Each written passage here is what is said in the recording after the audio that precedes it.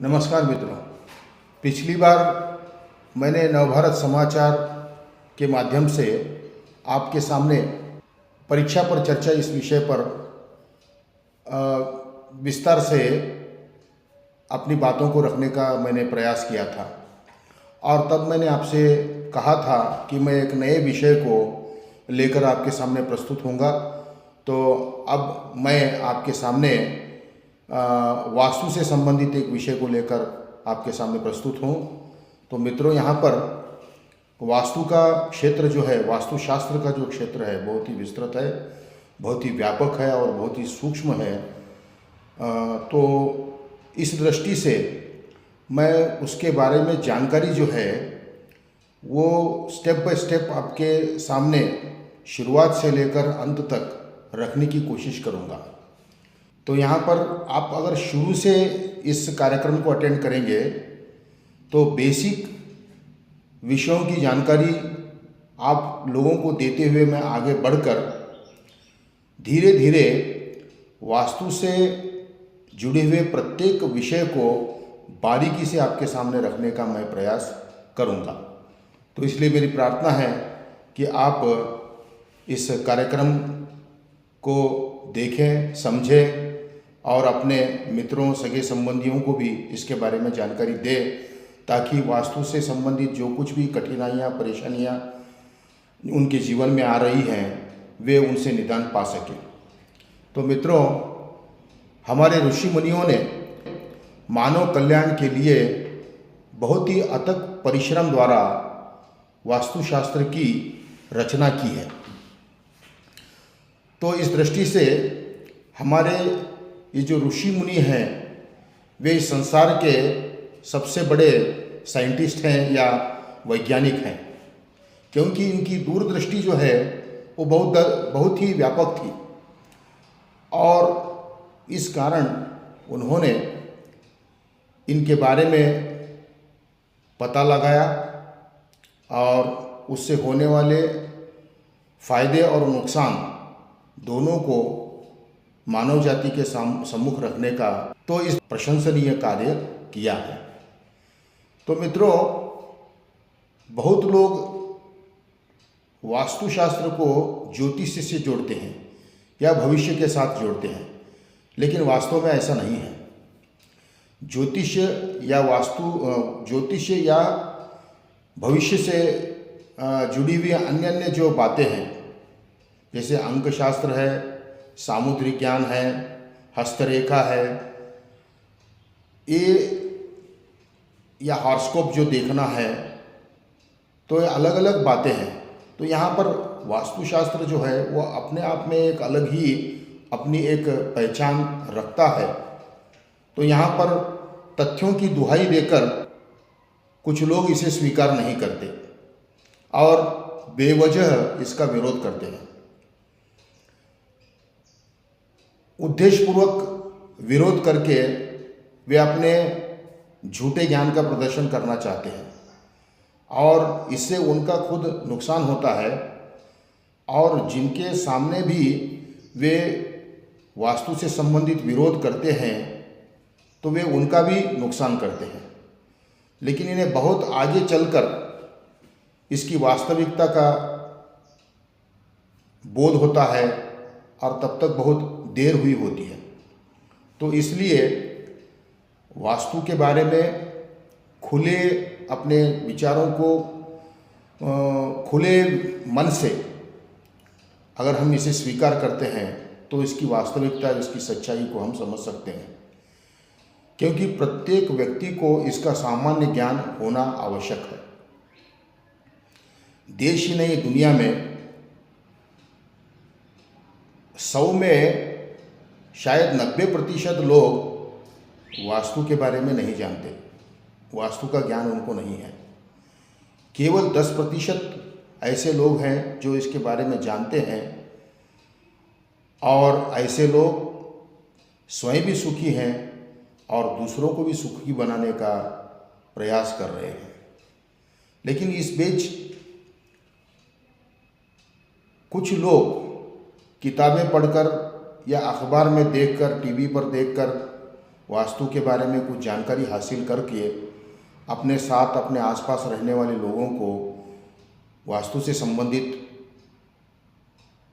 आधी अधूरी जानकारियां देकर उन्हें परेशान भी कर रही है। ये भी एक बहुत चिंता का विषय है।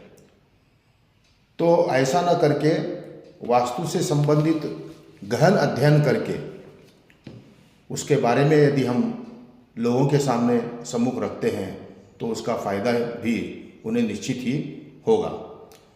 तो वास्तु को भविष्य के साथ, ज्योतिष्य के साथ या किसी धर्म संप्रदाय के साथ जोड़ना ये बहुत ही गलत है।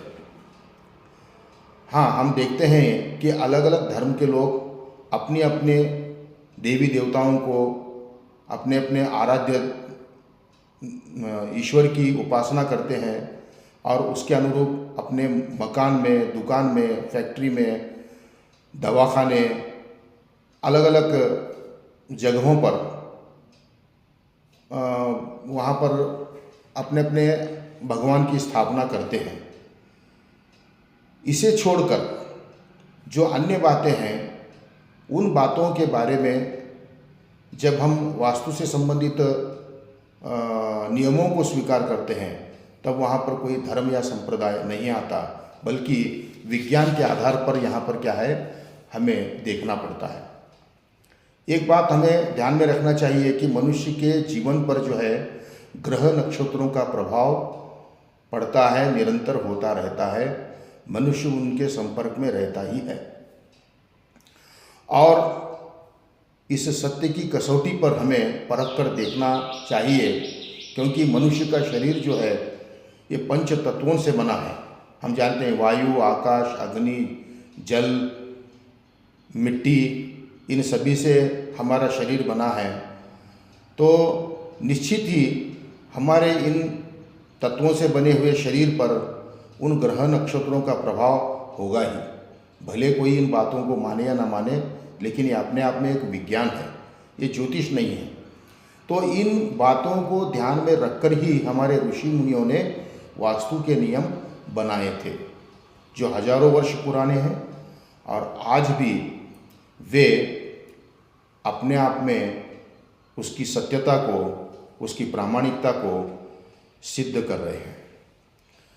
मित्रों, मनुष्य का संबंध जो है प्रकृति से अटूट है। जो व्यक्ति प्रकृति के साथ जितना निकट से अपना संबंध बनाए रखता है, वह उतना ही अधिक उसका लाभ भी ले सकता है और वास्तु से संबंधित उन बातों को भी समझ सकता है, क्योंकि प्रकृति ही हमें सब कुछ देती है। हम हवा, पानी, ये जो कुछ लेते हैं ये सब हम प्रकृति से ही लेते हैं। यहाँ पर एक बात विचार करने की ज़रूरत है कि प्रकृति में पशु पक्षी जीव जंतु सभी रहते हैं। अलग अलग ऋतुओं में, गर्मी के दिनों में, वर्षा के दिनों में, ठंडी के दिनों में वे रहते हैं। जो पालतू जानवर होते हैं, पशु पक्षी होते हैं, जैसे डोमेस्टिक एनिमल्स, तो हम उन्हें अपने घरों में रखते हैं, उनके खाने पीने, रहने आदि की व्यवस्था करते हैं। लेकिन बहुत सारे ऐसे प्राणी होते हैं, पशु पक्षी होते हैं, जिनको इस प्रकार की व्यवस्था नहीं होती उनकी, तो वे खुले प्रकृति के आंगन में विचरण करते हैं, फिर भी वे हमसे ज़्यादा स्वस्थ रहते हैं। क्यों? एक प्रश्न हमारे सामने बहुत ही महत्वपूर्ण है। वो इसलिए क्योंकि वे कड़ाके की ठंडी में, बारिश में या तपती धूप में रहने के बावजूद मनुष्य की अपेक्षा वे स्वस्थ रहते हैं या उन्हें कुछ होता नहीं अक्सर। वो इसलिए क्योंकि उनका संबंध जो है वो प्रकृति से जुड़ा है। उन्होंने अपने आप को प्रकृति के साथ, यानी कि उनका तादात्म्य जो है वो स्थापित हो चुका है। प्रकृति के साथ उनका संबंध जो है अटूट है। यदि ऐसा ही संबंध यदि मनुष्य का भी प्रकृति के साथ रहा तो वह भी अपने आप को बहुत ही स्वस्थ और सुंदर बना सकता है। तो इस दृष्टि से रोटी, कपड़ा और मकान मनुष्य से जुड़ी हुई ये जो दो तीन महत्वपूर्ण बातें हैं, इन तीन बातों में सबसे महत्वपूर्ण है मकान। प्रत्येक व्यक्ति के जीवन की शुरुआत मित्रों घर से ही होती है, मकान से होती है। तो यहाँ पर यह सोचने की आवश्यकता है कि वह कहाँ, कैसे और कब से रहता है, और इसके अलावा वह क्या करता है, उसका व्यवसाय क्या है। मकान वो जहाँ पर रहता है, जिस घर में वह रहता है, चाहे वो छोटा हो या बड़ा हो, लेकिन वो कब, कहाँ, कैसे, कब से रहता है और क्या करता है, ये बातें उसके जीवन के साथ जुड़ी हैं और ये बहुत ही महत्वपूर्ण है। जैसे कि मैंने आपको पहले बताया कि वास्तु का क्षेत्र जो है वो काफ़ी व्यापक है और सूक्ष्म है, तो इसकी बारीकी को समझने के लिए हमें स्टेप बाय स्टेप आगे की ओर बढ़ने की आवश्यकता है। तो मैं आपको शुरू से ले चलता हूँ कि वास्तु क्या है, उसकी शुरुआत कहाँ से होती है। तो कोई व्यक्ति अपने लिए ज़मीन खरीदता है या भूखंड खरीदता है, तो वहीं से वास्तु से संबंधित नियमों की शुरुआत होती है। तो वो नियम निरंतर चलते रहते हैं उसके जीवन के साथ जुड़कर। जब तक वो खरीदने के बाद उसे घर बांधकर उसमें रहता है, तो रहने के बाद वास्तु से संबंधित नियम उसके साथ जुड़ जाते हैं और उनका पालन करते हुए आगे की ओर बढ़ता है और अपने जीवन को सुरक्षित और सुखमयी बनाने की कोशिश करता है। तो इस दृष्टि से यह बात ध्यान में रखना आवश्यक है कि जो जमीन या जो भूखंड जो व्यक्ति खरीद रहा है, वह जमीन या भूमि जो है वो कहाँ पर स्थित है। सबसे पहले हमारे सामने आता है प्रश्न कि वो उसने उसे कहाँ खरीदा है, चाहे वो ग्रामीण क्षेत्र में हो या वो शहर में हो, कहीं भी हो। वो ज़मीन जो है उस शहर के या गांव के किस भाग में है, कहाँ पर स्थित है, यहाँ से वास्तु संबंधी विचार जो है वो प्रारंभ होते हैं, शुरू होते हैं। उसके बाद उस जगह के बारे में सोचना पड़ता है कि उस जगह पर पूर्व में क्या था।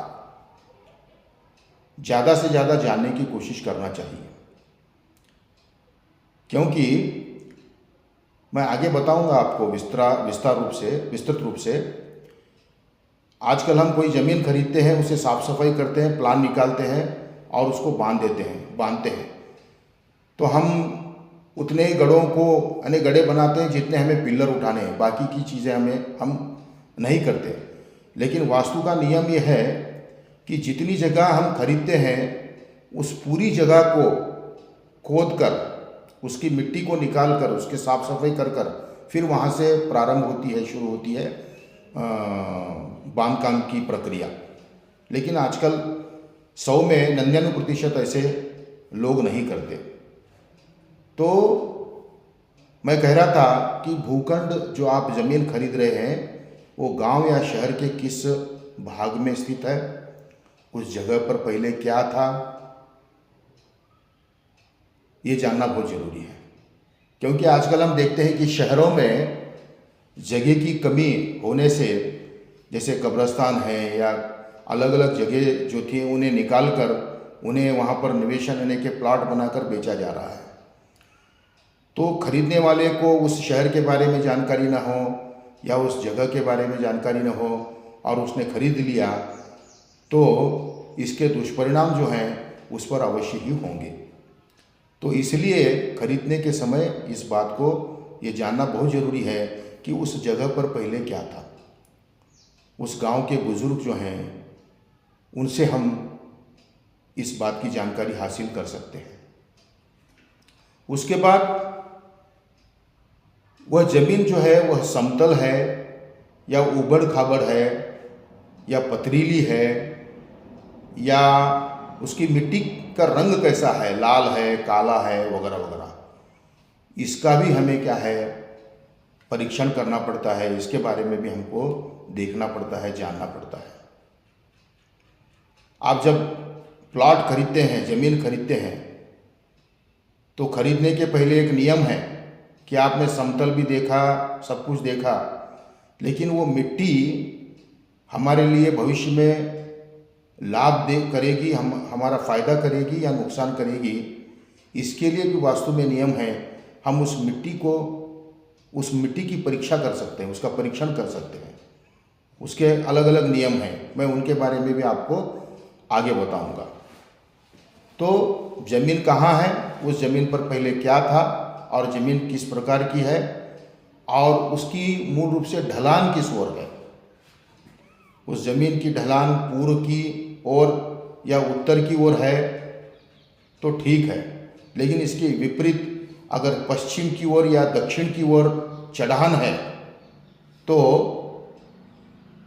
ये नुकसानदेही है।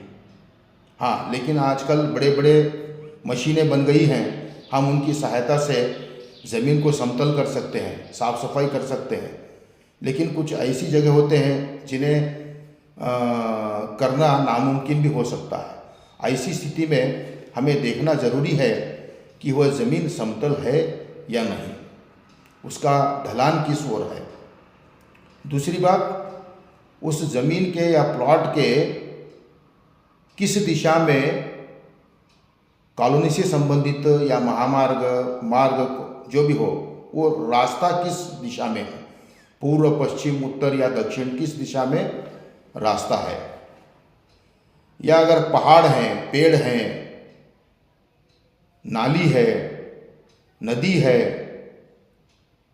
कुआं है, तो वो भी उस ज़मीन के किस दिशा में स्थित है, इसे भी जान लेना वास्तुशास्त्र के हिसाब से बहुत ही जरूरी है।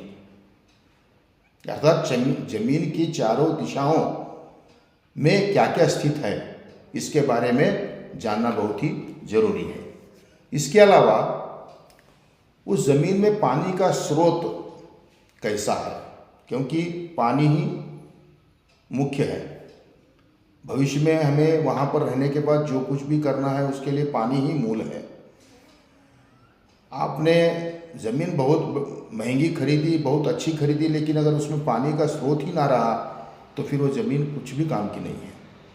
तो खरीदने के पहले यदि उस प्लॉट के या उस ज़मीन के आसपास अन्य लोग रहते हो या जान पहचान के लोग रहते हो तो आप उनसे पूछताछ कर उस ज़मीन, वहाँ के आसपास के ज़मीन में पानी का स्रोत कैसा है, क्या है, इसके बारे में भी आप जानकारी हासिल कर सकते हैं। दूसरी बात, अगर पानी है भी तो वह मीठा है या नमकीन है, कठोर है, किस प्रकार का है, इसके बारे में भी जानकारी प्राप्त करना चाहिए। और उसके बाद आता है विषय सबसे महत्वपूर्ण कि क्या वह चौरस है, क्या त्रिकोण है, क्या लंबाकार है, आयताकार, क्या पंचभुजा वाला है या षटकोणीय है या व्याघ्रमुखी है, तो ये अलग अलग, या त्रिकोणीय है। इन सभी बातों को भी ध्यान देना बहुत ही ज़रूरी है, क्योंकि सबसे उत्तम जो प्लॉट होता है वह जो है वो चौरस होता है, जिसकी चारों भुजाएं समान हो। यदि ऐसा है तो वह उस पर हम एक अच्छा प्लान बना सकते हैं किसी भी काम के लिए, चाहे मकान हो, दुकान हो, अस्पताल हो, पाठशाला हो, मंदिर हो, कुछ भी हो। तो ये जानना बहुत ही जरूरी है। तो इस प्रकार वास्तु से संबंधित महत्वपूर्ण जानकारी प्राप्त करने के लिए हमें सबसे पहले ज़मीन कहाँ स्थित है, उस ज़मीन पर पहले क्या था, उसके आसपास का माहौल कैसा है, क्या क्या चीज़ें वहाँ पर हैं, भविष्य में घर बनाने के बाद उन कुछ ऐसी बातें, कुछ ऐसे तत्व जिनसे हमें रहने में कठिनाई या दिक्कत तो नहीं आएगी, इनके बारे में भी जानना जो है वो बहुत ही ज़रूरी है। तो आप घर बैठे विस्तार से मकान, दुकान, पाठशाला, दवाखाना, फैक्ट्री, होटल जैसे विभिन्न क्षेत्रों से संबंधित विषयों की जानकारी प्राप्त कर सकते हैं।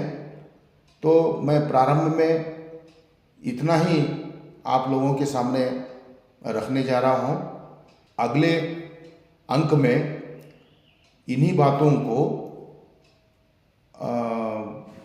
मैं जो चित्र के द्वारा आपको बताने की कोशिश करूँगा। यहाँ पर केवल एक बेसिक रूप से मैं आपके सामने ये वास्तु शास्त्र से संबंधित विषय की शुरुआत की है। अगले इसमें मैं इसके बारे में विस्तार से और बहुत ही सिस्टमेटिक ढंग से आपके सामने रखने की कोशिश करूँगा। आपको भी अगर अपने अपने वास्तु से संबंधित कोई समस्याएं हो, चाहे वो दुकान हो, मकान हो, कोई भी हो, कुछ भी हो, उससे संबंधित अगर समस्याएं हैं तो आप क्या है उसके बारे में प्रश्न पूछ सकते हैं, कमेंट कर सकते हैं और अपनी वास्तु से संबंधित समस्याओं का समाधान पा सकते हैं। तो मित्रों, आज के लिए इतना ही काफ़ी है। आपको मेरा ये विषय कैसा लगा इसके बारे में ज़रूर कमेंट कीजिएगा और इसे अपने मित्रों को शेयर कीजिए और सब्सक्राइब कीजिए। तब तक के लिए मुझे आज्ञा दीजिए। नमस्ते।